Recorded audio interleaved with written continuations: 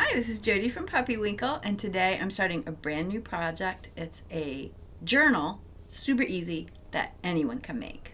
So the first thing you want to do is find an old book that is no longer being used for its original purpose. I got both of these at an estate sale for 25 cents. I love cookbooks. This one especially had me chuckling. Entertaining without a maid is a part in this book. From 1944, I think it was. 1944. That's a gem. But this one is not good for my purposes, although I love it. Number one, it's too fat. There's too much to it for my purpose, for what I have in mind. And the construction is no longer solid. So this has separated from the cover. So it's a gem, but I'm not going to use this one. This one, however, is smaller, which is good for me. And I like it because it's mostly black and white. So these are going to be, some of these are going to be my pages, and I like that it's not too busy. So I like, and you find the most charming things in here. This looks like my grandmother's writing. I swear it does. Sugar cake. But like I said, I got this from an estate sale. I have no idea who had it before. Other good places to get books are a thrift store, like a Goodwill or something, yard sale. I can get books for 25 cents at the thrift store, at a yard sale. Library. Your library sometimes will have sales of old books. They're not going to be this old. But yeah. Flea markets, estate sale, like I said. Etsy and eBay, I think, tend to be a little pricier. But those also have, if you have something very specific in mind, you could go there.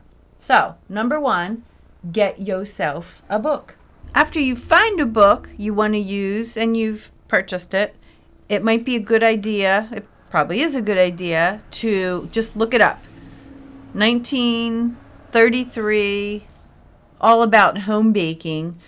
I looked this up. It was selling anywhere from, I don't know, $9 to $33 out there on the web. And it's good to figure that out before you start doing what we're going to do.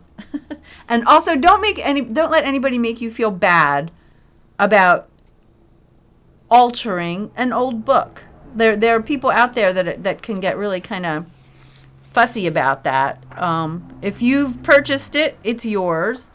If you've looked it up to see if it's of value to the world in general, and you decide that you still want to use it, I think that's a fine thing to do, rather than sit in some thrift store somewhere for the rest of its life. What I am thinking for my subject of this book is a book all about me. I have never made a journal that I actually journaled in. I don't do that. I don't sit down and write about my day or my thoughts or anything. That's just not of interest to me at this particular time. And I'm going to make a book of lists.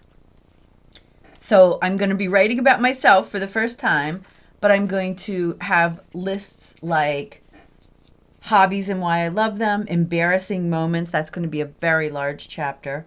What am I good at? I'm going to go through all these just lists. That is attractive to me. So since this book is about me, another reason that I like it is because when I first went to college, my major was home economics. And so this is a book about baking. Kind of fits with the real me. All about home baking. I'm going to make all about Jody. So this book just speaks to me in so many ways. So this is my book, and I'm going to make it all about me.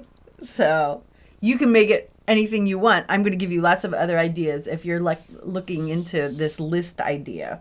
So after you have your book and you have a little idea about what you're going to make the journal about, you want to go through and mark the pages you want to keep, because what you're going to have to do is cut some of these pages out so you can put your stuff in. If you don't cut pages out, then this little flat book is going to be like this. It won't close from all the junk you put in it. So we're going to trim some of these pages out. But there's certain ones I do not want to cut out, right? This is lovely right here, all about Jody. And I always like to keep in the date, copyright 1933. You got to keep, I think you have to keep that, because you want to know where you're coming from. So I'm marking all that. We're not getting rid of any of that stuff. I like the opening pages too, and I'll keep the closed pages. I'm going to keep all that because I like that. So I'm just going to go through. If I see something that speaks to me in some way, I'm going to just mark it so I don't accidentally cut it out. A quick note about book construction. Books are made with a bunch of small signatures.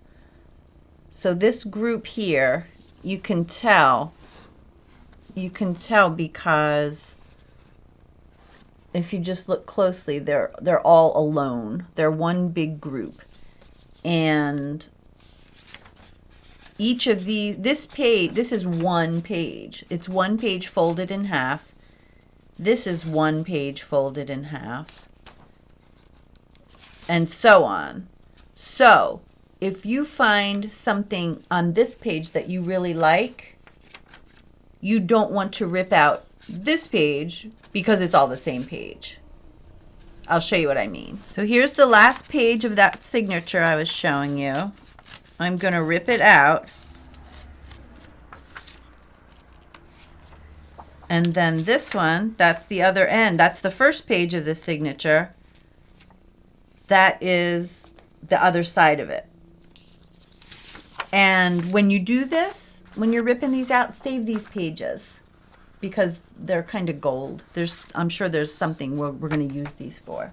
So I'm going to go through the rest of the book and just give myself some room. Every few pages, I'll take a couple more out. You don't want it all in the back or all in the front. You want to intersperse throughout where you take your pages out. Here is my book, my new junk journal.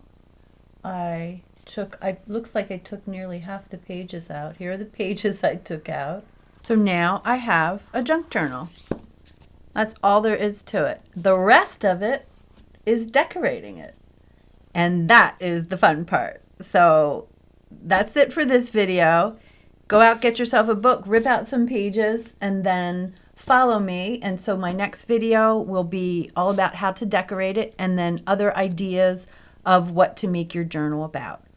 So give me a follow, give me a like, and thanks for watching. See you next time.